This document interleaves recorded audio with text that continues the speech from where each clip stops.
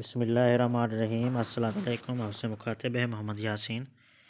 आज की इस वीडियो में हम सीक्वेंस के रिलेटेड जो ऑब्जेक्टिव क्वेश्चंस बनते हैं वो हम डिस्कस करेंगे और इंशाल्लाह इससे जो नेक्स्ट वीडियो आएगी उसमें हम सीरीज़ के रिलेटेड क्वेश्चन डिस्कस करेंगे। आपसे रिक्वेस्ट है कि अगर आप हमारे चैनल पर नए हैं तो चैनल को सब्सक्राइब कर लें और बेल आइकन के बटन को दबा दें ताकि आने वाली तमाम वीडियोज़ आपको सबसे पहले मिलती रहें। चलें आज का टॉपिक जो है वो शुरू करते हैं। पहला क्वेश्चन है an infinite sequence is a non empty set x in a non empty set x is a function. आपको पता है जो सीक्वेंस होती है वो एक फंक्शन होती है और ये एक ऐसा फंक्शन होता है जिसकी डोमेन जो है वो सबसेट ऑफ नेचुरल नंबर होता है। अब अगर इसकी जो डोमेन है वो एन खुद हो जाए, ठीक है, तो फिर जो सीक्वेंस होती है ये इन्फिनिट सीक्वेंस होती है। और अगर इसकी डोमेन जो है वो finite subset of natural number हो जाए फिर हम कहते हैं कि ये जो सीक्वेंस है ये फाइनाइट सीक्वेंस है। तो फिर जो इन्फिनिट सीक्वेंस होती है उसकी डोमेन क्या होती है? सेट ऑफ नेचुरल नंबर होती है। तो फिर ऑप्शन कौन सा होगा? ए ऑप्शन होगा, बी होगा, सी होगा, डी होगा। तो इसका जो ऑप्शन है वो बी है, फ्रॉम एन टू एक्स, यानी इसके जो डोमेन है वो सेट ऑफ नेचुरल नंबर है। तो जो फाइनाइट जो सीक्वेंस फाइनाइट सीक्वेंस कौन सी होगी? जिसकी जो डोमेन है वो finite subset of natural number हो। तो इसका जो ऑप्शन होगा वो ए ऑप्शन होगा कि सीक्वेंस फाइनाइट सीक्वेंस कब कहलाएगी? जब उसकी जो डोमेन है वो finite subset of natural number. ठीक है ना। सीक्वेंस का फाइनाइट होना या इन्फिनिट होना जो है वो डोमेन पर डिपेंड करता है। अगर जो डोमेन है वो इन्फिनिट है यानी infinite subset of natural number है फिर वो जो सीक्वेंस होगी वो इन्फिनिट होगी। और अगर डोमेन जो है वो finite subset of natural number है तो फिर जो सीक्वेंस होगी वो फाइनाइट सीक्वेंस कहलाएगी। तो इसका ऑप्शन जो है वो ए ऑप्शन है। नेक्स्ट क्वेश्चन हमारे पास 3 है। Sequence F from N to X is real. अब सीक्वेंस का जो रियल होना है वो किस पे डिपेंड करता है? वो रेंज पे डिपेंड करता है। अगर रेंज जो है रियल हो, सेट ऑफ रियल नंबर हो, तो फिर हम कहते हैं जो सीक्वेंस है ये रियल है। और अगर इसकी जो रेंज है वो सबसेट ऑफ कम्प्लेक्स नंबर हो फिर हम कहते हैं कि ये जो सीक्वेंस है ये कम्प्लेक्स सीक्वेंस है। तो फिर ये सीक्वेंस का जो रियल होना है ये रेंज पे डिपेंड करता है। तो इसका फिर ऑप्शन कौन सा होगा? बी ऑप्शन होगा कि सीक्वेंस रियल कब होगी? जब रेंज जो है वो सेट ऑफ रियल नंबर हो। तो इसका ऑप्शन जो होगा वो बी ऑप्शन होगा। नेक्स्ट क्वेश्चन नंबर 4 है symbolically A sequence is represented by. Sequence को हम सिम्बॉलिकली किस तरह डिनोट करते हैं, रिप्रेजेंट करते हैं? आपको पता है कि सीक्वेंस को हम रिप्रेजेंट करने के लिए क्या करते हैं? सिम्बॉलिकली रिप्रेजेंट करने के लिए उसके nth टर्म लिखते हैं, nth टर्म के दोनों साइड पे करली ब्रैकेट्स लगा देते हैं। तो सीक्वेंस को सिम्बॉलिकली डिनोट करता है। तो इसका जो ऑप्शन होगा वो ए ऑप्शन होगा। nth टर्म लिख के दोनों साइड पे करली ब्रैकेट लगा दें तो वो सीक्वेंस को सिम्बॉलिकली रिप्रेजेंट करेगा। ए ऑप्शन है इसका। नेक्स्ट क्वेश्चन 5 है symbolically A series is represented by. आपको पता जो सीरीज़ होती है वो सम होती है, सीक्वेंस की टर्म्स का सम होती है और सम को आपको पता है आप समेशन से डिनोट करते हैं। तो इसका फिर ऑप्शन क्या होगा? सी ऑप्शन होगा, समेशन ए एन, यानी समेशन जो है ये सीरीज़ को डिनोट करता है। तो इसका जो ऑप्शन है ये सी ऑप्शन है, question number 5। Question number 6 a sequence A N is said to converge. हम कहेंगे कि ये जो सीक्वेंस है ये कन्वर्ज कर रही है if as N increases with bound. If as N increases with bound का मतलब कि as N approaches to infinity. अब आपको पता है कि लाइट जो है वो किसी एक पॉइंट की तरफ अप्रोच कर रही हो, बेंड हो रही हो, एक पॉइंट की तरफ बेंड हो रही हो, कन्वर्ज हो रही हो, तो हम कहते हैं कि ये जो लाइट है कन्वर्ज कर रही है। और अगर वो मुख्तलिफ सिमतों में फैल रही हो फिर हम कहते हैं कि ये डिवर्ज कर रही है। तो अगर जो सीक्वेंस है वो किसी फाइनाइट इन्फिनिट नंबर की तरफ अप्रोच करे, डेफिनेट नंबर की तरफ अप्रोच करे, सीक्वेंस की जो nth टर्म है अगर वो डेफिनेट नंबर को अप्रोच कर रही हो किसी को तो हम कहते हैं कि जो सीक्वेंस है ये कन्वर्ज कर रही है, और अगर वो इन्फिनिट को अप्रोच कर रही हो फिर हम कहते हैं कि जो सीक्वेंस है ये डिवर्ज कर रही है। जिस तरह फ़र्ज़ करें आप ले लेते हैं सीक्वेंस 1, 1/2, 1/3, 1/4, 1/5, 1/6, 6, 1/7, 1/8, 1/9, 1/10। तो जैसे ये n अप्रोच करेगा इन्फिनिटी को तो ये जो सीक्वेंस है ये ज़ीरो को अप्रोच करेगी। तो ये डेफिनेट नंबर को अप्रोच कर रही है, तो ये जो सीक्वेंस है ये कन्वर्जेंट सीक्वेंस है। हम कहेंगे कि ये जो सीक्वेंस है ये कन्वर्ज कर रही है। और अगर आप सीक्वेंस ले लेते हैं 1, 2, 3, 4, 5, आप ये देखें ये जो सीक्वेंस है जैसे n जो है वो इन्फिनिटी को अप्रोच करेगा, जो सीक्वेंस है ये इन्फिनिटी को अप्रोच करेगी। तो ये जो सीक्वेंस है ये इन्फिनिटी को अप्रोच कर रही है, इसके nth टर्म जो है इन्फिनिटी को अप्रोच कर रही है, तो हम कहेंगे कि ये जो सीक्वेंस है ये डिवर्ज कर रही है। तो सीक्वेंस कन्वर्ज कब करेगी? जब n इन्फिनिटी को अप्रोच कर रहा हो तो उसकी जो nth टर्म है वो किसी डेफिनेट नंबर को अप्रोच कर रही हो। तो इसका जो ऑप्शन होगा वो सी ऑप्शन होगा, सी आंसर इसका, it's nth term approach to a definite number. Question number 7. If for given epsilon greater than 0, there exists natural number and not such that an minus l mod less than epsilon for all n greater than equal and not where l is fixed number, then the sequence। अच्छा, अब l जो है वो एक fixed number है, ठीक है ना। आप कोई भी एप्सिलॉन ले लेते हैं, पॉजिटिव एप्सिलॉन ले लेते हैं, मतलब कोई भी पॉजिटिव रियल नंबर ले लेते हैं।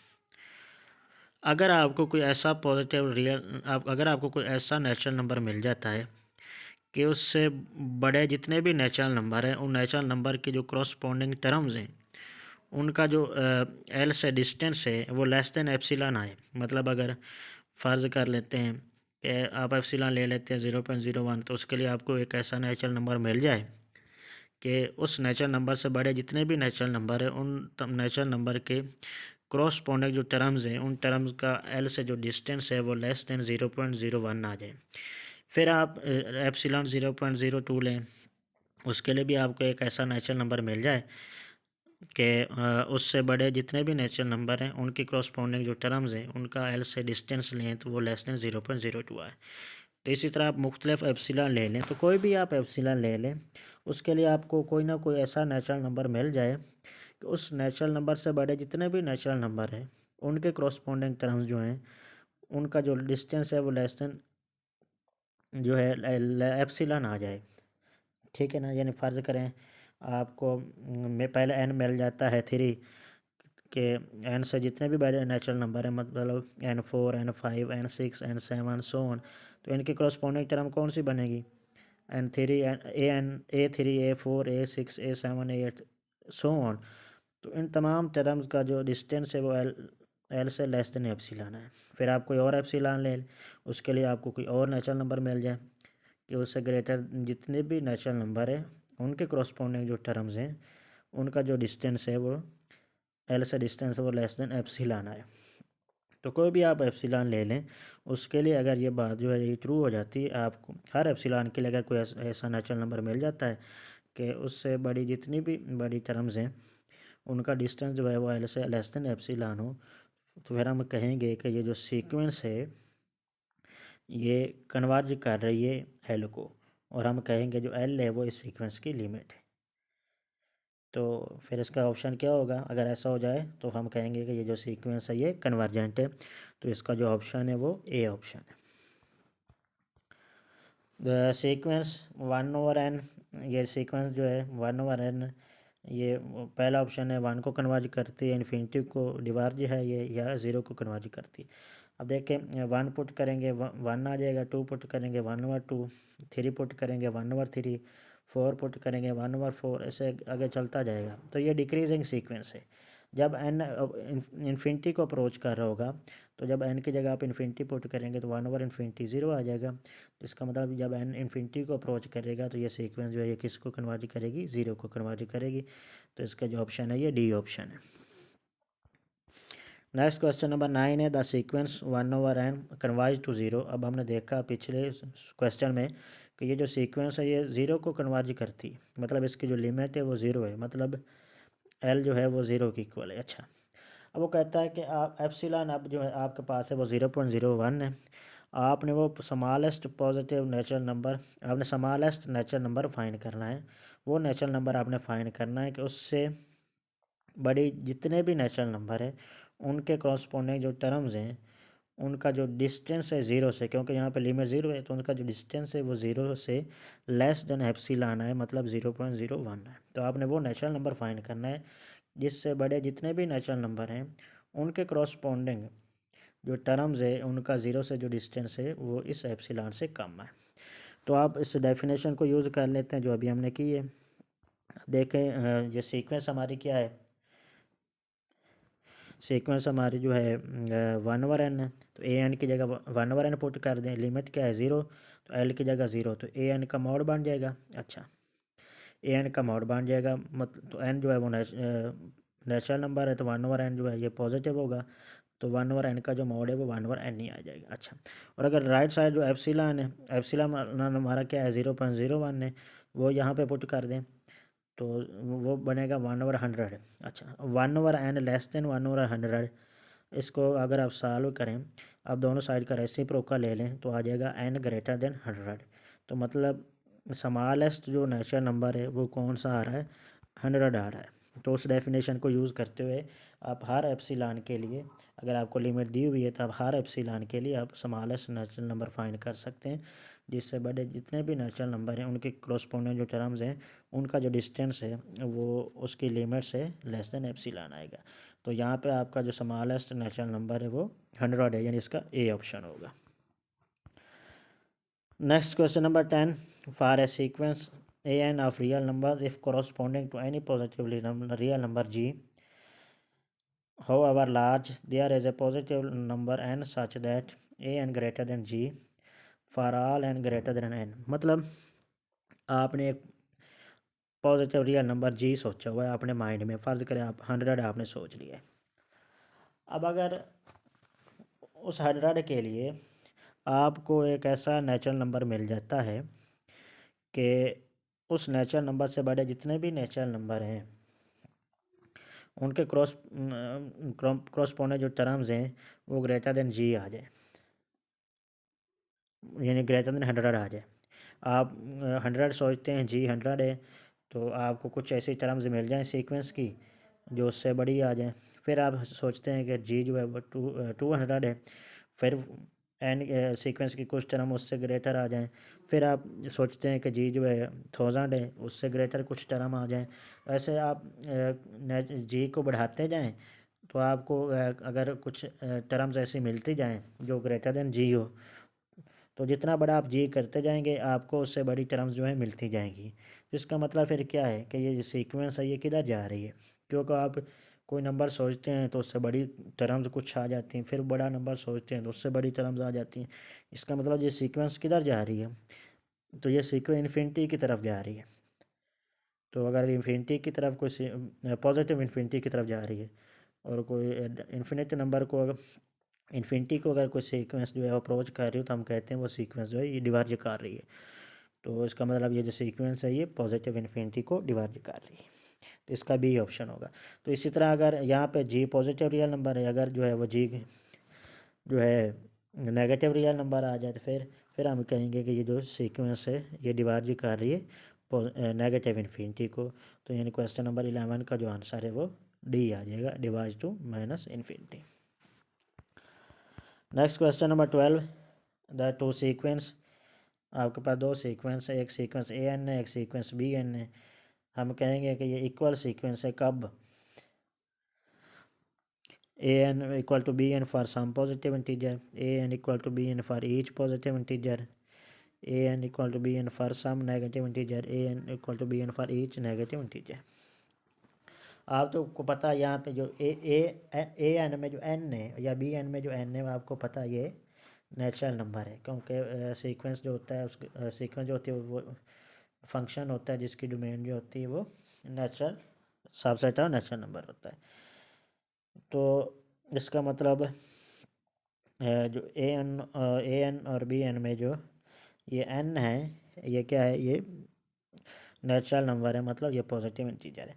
अच्छा, अब दो सीक्वेंस जो हैं ये कब इक्वल हो सकती हैं, जब उन सीक्वेंस की तमाम क्रॉसपोंडिंग टर्म्स जो हैं वो इक्वल हो, मतलब ए वन बी वन के इक्वल हो, ए टू बी टू के इक्वल हो, ए थ्री बी थ्री के इक्वल हो, ए फोर बी फोर के इक्वल हो, ए फाइव बी फाइव के इक्वल हो, मतलब तमाम क्रॉसपोंडिंग टर्म जो है वो इक्वल आ जाए, तो फिर हम कहेंगे कि ये जो सीक्वेंस है ये इक्वल है। तो मतलब फिर आंसर कौन सा बनेगा, बी आंसर बनेगा, A N equal to B N for each positive integer N, B option होगा।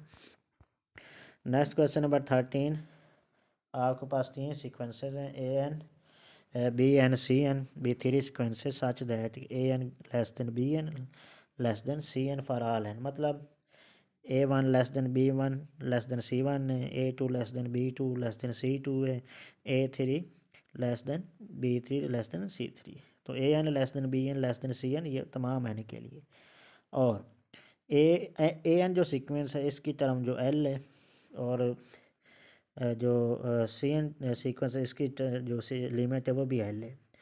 तो लेफ़्ट साइड वाली जो सीक्वेंस है उसकी लिमिट भी एल आ रही है, राइट साइड वाली जो सीक्वेंस उसकी लिमिट भी एल आ रही है, तो इसका मतलब फिर जो दरमियान वाली सीक्वेंस है उसकी लिमिट भी फिर क्या होगी, एल ही होगी। तो इसका जो ऑप्शन है वो क्या बनेगा, ए ऑप्शन बनेगा, लिमिट जो ऑफ बी एन जो है एल के इक्वल होगी, तो ए ऑप्शन होगा। Next question 14, subset of x, subset x of real number, आपके पास एक्स रियल नंबर का सबसेट है एक्स है। अगर आपको कोई ऐसा पॉजिटिव रियल नंबर मिल जाता है एम, ठीक है, आपको कोई ऐसा जो है डेफिनेट नंबर एम मिल जाता है कि एक्स के तमाम एलिमेंट्स का जो मॉड है वो लेस देन इक्वल एम आ जाए, मतलब एक्स के तमाम एलिमेंट्स का जो मॉड है वो किसी डेफिनेट नंबर के, किसी पॉजिटिव रियल नंबर के लेस देन इक्वल आ जाए, तो फिर क्या होगा, फिर हम कहेंगे कि ये जो सेट है ये बाउंडेड सेट है।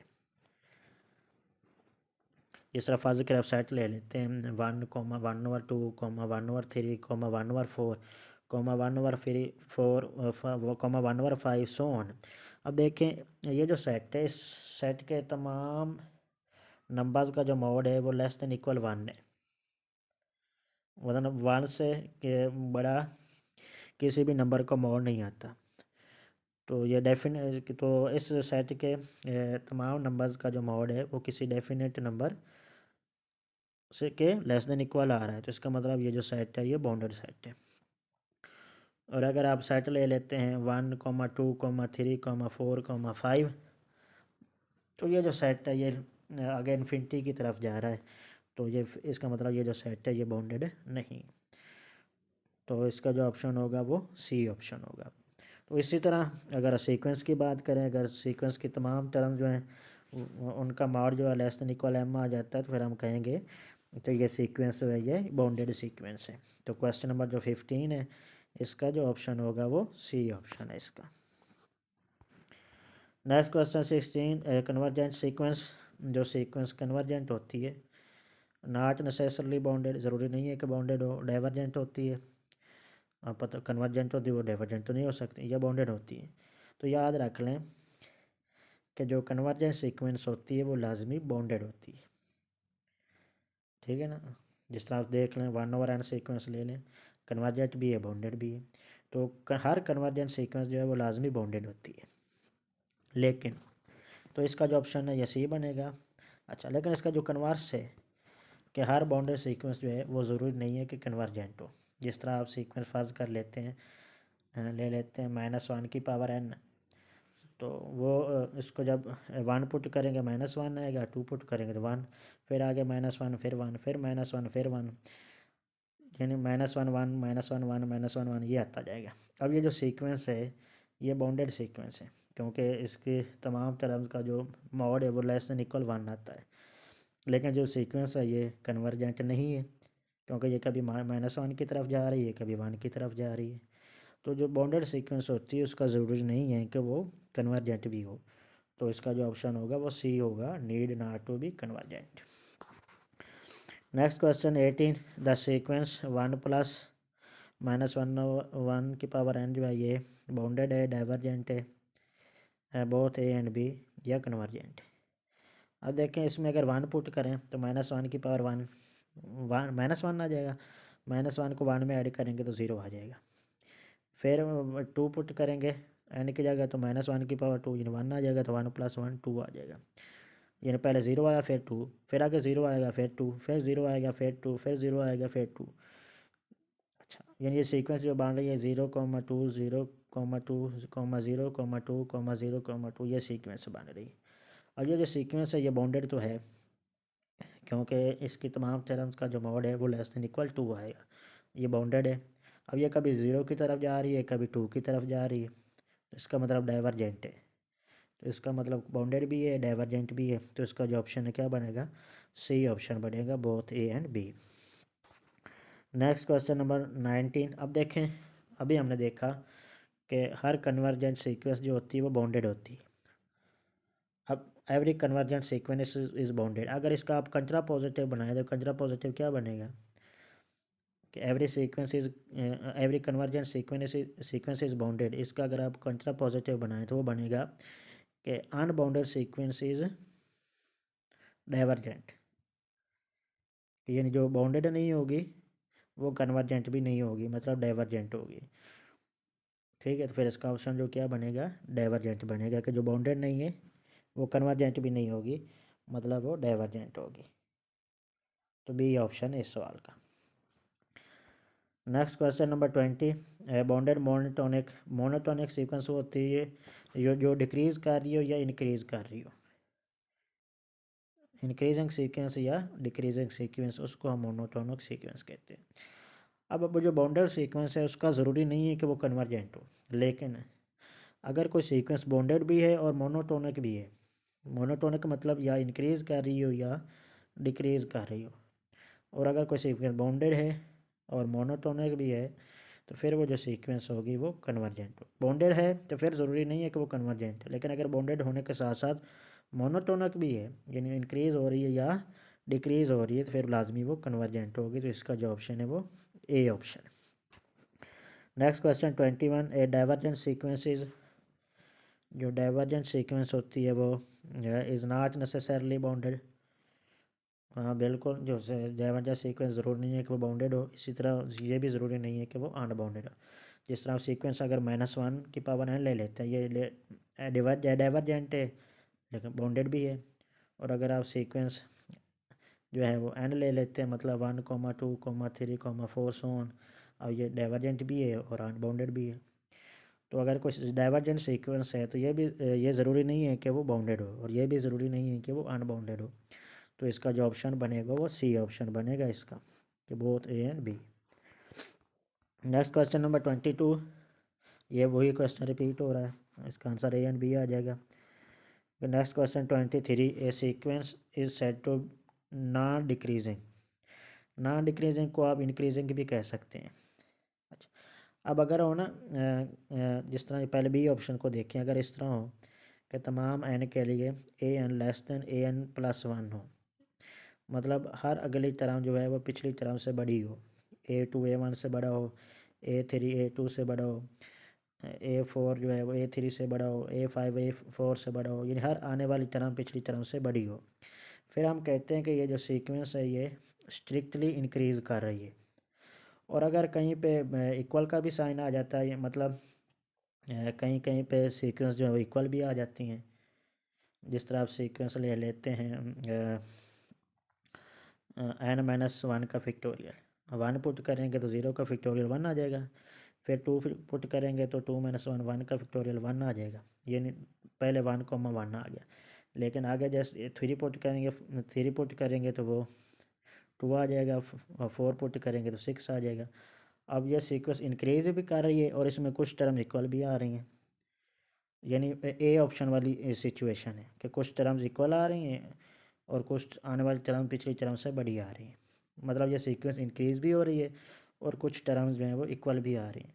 तो अगर ऐसा हो जाए तो फिर हम कहते हैं कि ये नॉन डिक्रीजिंग सीक्वेंस है, कि ये डिक्रीज़ तो नहीं हो रही, इंक्रीज़ भी हो रही है और कुछ टर्म जो है वो इक्वल भी आ रही हैं। तो नॉन डिक्रीजिंग कब कहेंगे, जब ए एन जो है less than equal A N plus 1 हो, यानी ए ऑप्शन हो। और अगर बी ऑप्शन आ जाता है तो फिर स्ट्रिक्टली इंक्रीजिंग कहते हैं। और अगर सी ऑप्शन आ जाता है कि हर आने वाली टर्म जो है पिछली टर्म से छोटी हो, बड़ी इक्वल भी हो सकती हो, यानी कहीं भी इक्वल आ जाए या छोटी होती जाए, फिर हम कहते हैं ये नॉन इंक्रीजिंग है। और अगर इक्वलिटी का साइन नहीं आता जिस तरह डी ऑप्शन है, फिर हम कहते हैं कि ये स्ट्रिक्टली डिक्रीजिंग है। तो इस क्वेश्चन का जो ऑप्शन है वो ए ऑप्शन है, ए N less than equal A N plus one. और नॉन इंक्रीजिंग कब कहेंगे? जब हर आने वाली टर्म पिछली टर्म से छोटी हो, यानी A2 A1 से छोटी हो, A3 A2 से छोटी हो, A4 A3 से छोटी हो, और कहीं ना कहीं पे कुछ टर्म जो है वो इक्वल भी आ जाए, फिर हम कहेंगे कि ये नॉन इंक्रीजिंग सीक्वेंस है। मतलब सी ऑप्शन है इसका, AN greater than equal AN plus one, तो नॉन इंक्रीजिंग। इसको आप डिक्रीजिंग भी कह सकते हैं। और स्ट्रिक्टली इंक्रीज कब कर रही हो? जब कहीं पे भी इक्वलिटी का साइन ना आए, यानी आने वाली हर टर्म पिछली टर्म से बड़ी ही हो, यानी बी ऑप्शन जो है ये। तो स्ट्रिक्टली इंक्रीज हम इसको कहेंगे बी ऑप्शन। और स्ट्रिक्टली डिक्रीज के लिए कौन सा ऑप्शन हो जाएगा? ये डी ऑप्शन हो जाएगा। हर आने वाली टर्म पिछली टर्म से वो छोटी हो, इक्वलिटी कहीं भी ना आए, तो हम कहेंगे ये सीक्वेंस है ये स्ट्रिक्टली डिक्रीज कर रही है, तो इसका डी ऑप्शन है। Next question 27। अब अगर सीक्वेंस जो है वो नॉन डिक्रीजिंग है या नॉन इंक्रीजिंग है या स्ट्रिक्टली इंक्रीजिंग है या स्ट्रिक्टली डिक्रीजिंग है, इन चारों ऑप्शन में से कोई भी ऑप्शन हो, तो हम कहेंगे कि ये जो सीक्वेंस है ये मोनोटोन है। मोनोटोनिक या मोनोटोन कहेंगे। तो ये नॉन डिक्रीजिंग भी ऑप्शन दिया हुआ है, नॉन इंक्रीजिंग भी, स्ट्रिक्टली इंक्रीजिंग भी, तो ये ऑल ऑफ दीज आ जाएगा। तो इसका जो ऑप्शन है ये डी ऑप्शन है। Next question number 28। If a differentiable function F is define on one से क्लोज है और इन्फिनिटी से ओपन है। अगर फंक्शन जो है वो इस इंटरवल पर डिफाइंड है, तो फिर और ये फंक्शन जो है ये किस तरह का फंक्शन है कि F of N equal to A N.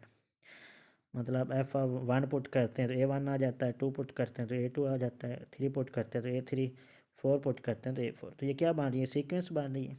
अब ये जो सीक्वेंस है ये इंक्रीजिंग सीक्वेंस होगी कब? जब आपका ये जो फंक्शन है ये भी इंक्रीजिंग हो, क्योंकि सीक्वेंस जो ये फंक्शन पर डिपेंड कर रही है ना।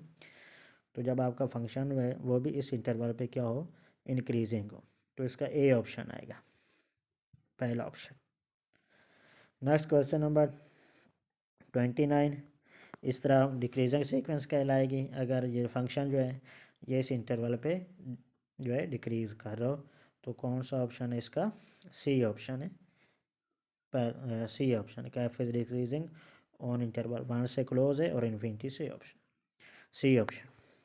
Next question number 30। The sequence natural log of N over N is decreasing for the interval. ये जो सीक्वेंस है ये किस इंटरवल के लिए डिक्रीज़ करेंगे? अच्छा, आप ये सीक्वेंस आप चेक कर सकते हैं। अब इसमें वन पुट करेंगे ना तो ज़ीरो आएगा, क्योंकि ऊपर नेचुरल होगा वन बनेगा, नीचे वन, तो नेचुरल होगा वन, ज़ीरो आ जाएगा। फिर टू पुट करेंगे ना तो आपके पास कोई रियल नंबर है, पॉजिटिव रियल नंबर आ जाएगा। तो पहले ज़ीरो आया, फिर कोई पॉजिटिव रियल नंबर आ जाएगा, समथिंग 0 पॉइंट समथिंग कुछ आ जाएगा। फिर आप 2.5 पुट करें, फिर 2.7 पुट करें, फिर 2.71 पुट करें। आप चेक कर सकते हैं कि ये जो सीक्वेंस है ना ये 2.71 समथिंग तक जो है ये सीक्वेंस है ये इंक्रीज़ करेगी 2.71 तक। ये जो सीक्वेंस है ये सीक्वेंस जो है ये इंक्रीज़ करेगी, और जैसे ही इसके आगे बढ़ेगी तो ये जो सीक्वेंस है ये डिक्रीज़ होना शुरू हो जाएगी। तो आपने तो वो बताना है कि इनमें से कौन सा इंटरवल है जिस पर यह सीक्वेंस डिक्रीज़ ही करेगी। अगर पहला आप ले लेते हैं, इसमें 1 से 2.71 तक भी कुछ पॉइंट्स हैं, उन पॉइंट्स पे तो सीक्वेंस इंक्रीज़ करती है, उससे आगे डिक्रीज़ होना शुरू हो जाती है। तो पहला ऑप्शन भी नहीं हो सकता, इस तरह बी भी नहीं हो सकता, तो कौन सा ऑप्शन होगा? सी ऑप्शन के 3 से आगे जितने भी पॉइंट्स हैं उन पर जो सीक्वेंस है ये डिक्रीज़ होगी। तो इसका जो आंसर है ये सी आंसर है। Next question 31। इसके आपने लिमिट चेक करनी है। अब देखें अगर आप ऊपर इन्फिनिटी पुट करते हैं नीचे भी इन्फिनिटी, तो ये इन्फिनिटी ओवर इन्फिनिटी सिचुएशन बन जाएगी। तो आप क्या करें? D L Hôpital rule use करें। तो डी ऑपिटल रूल अगर आप यूज़ करेंगे, ऊपर वाले का log 1/n आ जाएगा, नीचे वाले का log 1 आ जाएगा। तो ये सीक्वेंस जो है ये 1/n बनेगी।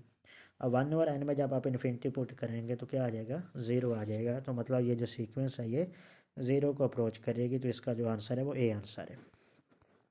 Next question 32। अब अभी हमने देखा कि ये जो सीक्वेंस है ये किसको अप्रोच कर रही है, 0 को अप्रोच कर रही है। तो अगर ये सीक्वेंस जो है 0 को अप्रोच कर रही है तो मतलब ये डेफिनेट नंबर को अप्रोच कर रही है। तो इसका मतलब ये सीक्वेंस कन्वर्जेंट है। और चूँकि ये 0 को अप्रोच कर रही है तो ये 0 को कन्वर्ज कर रही है। तो इसका ऑप्शन ए भी है और बी भी है। सी ऑप्शन इसका होगा, both A and B. Next question 33 है।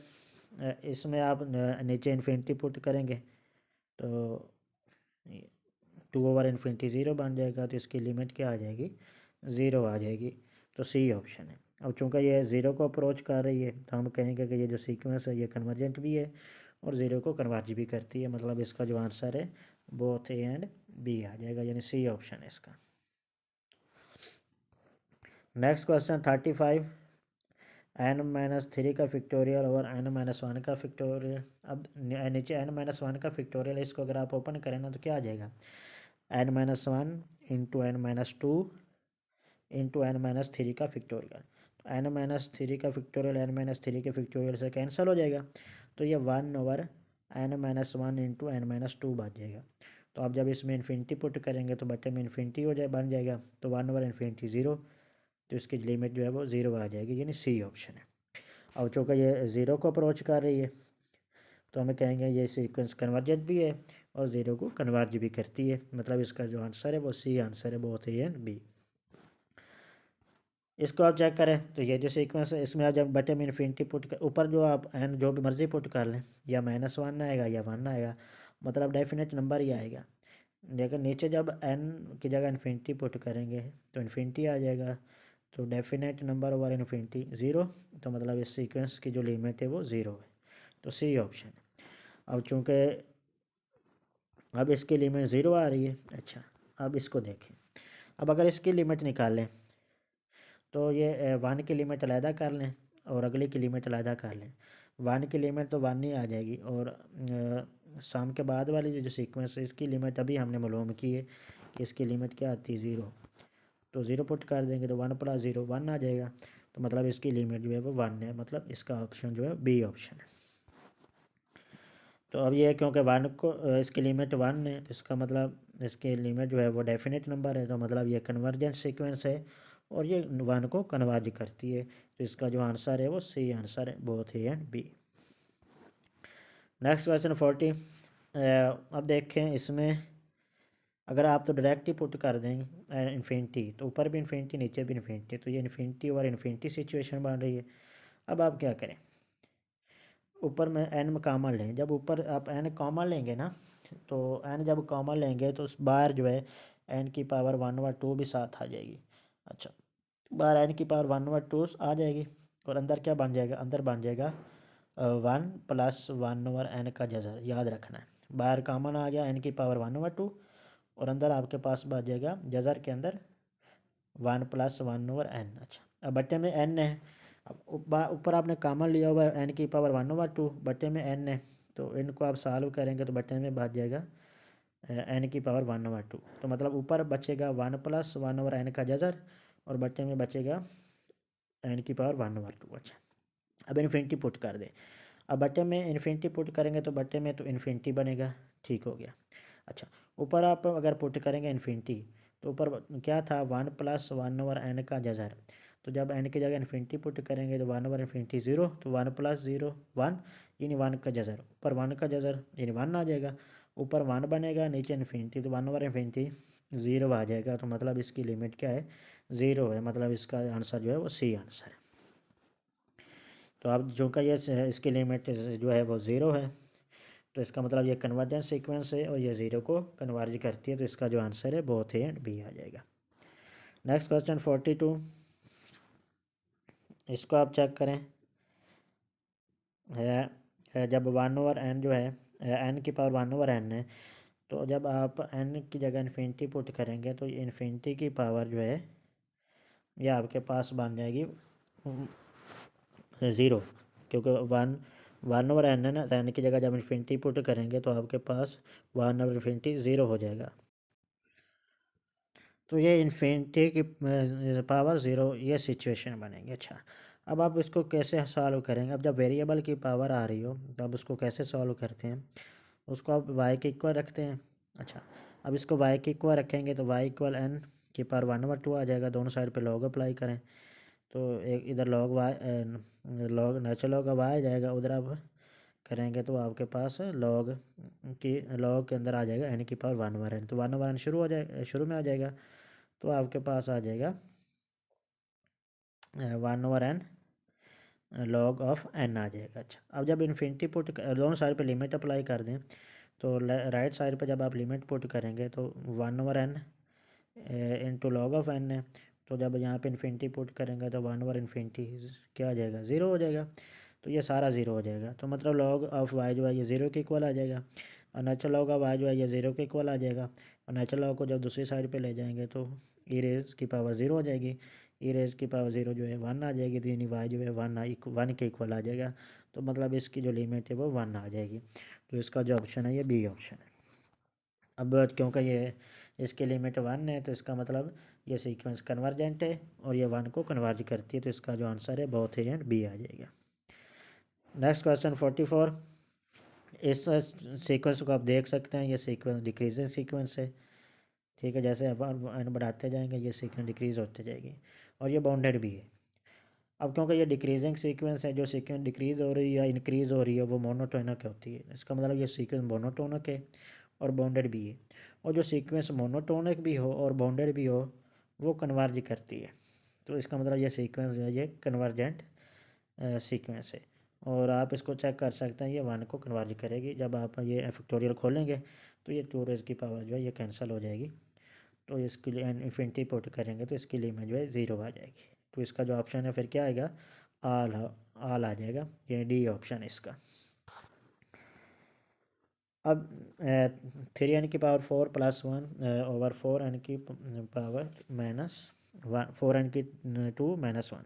अच्छा, ये याद रखना अगर आपके पास फ्रैक्शन में अगर आप ऊपर भी पॉलिनॉमियल है नीचे भी पॉलिनॉमियल है, अगर ऊपर वाले पॉलिनॉमियल की डिग्री बड़ी है और नीचे वाले की छोटी है, फिर आप उसकी जो लिमिट आएगी वो इन्फिनिटी आएगी। और अगर ऊपर वाले की पावर छोटी हो नीचे वाले की बड़ी हो, फिर उसकी जो लिमिट होती है वो ज़ीरो आती है।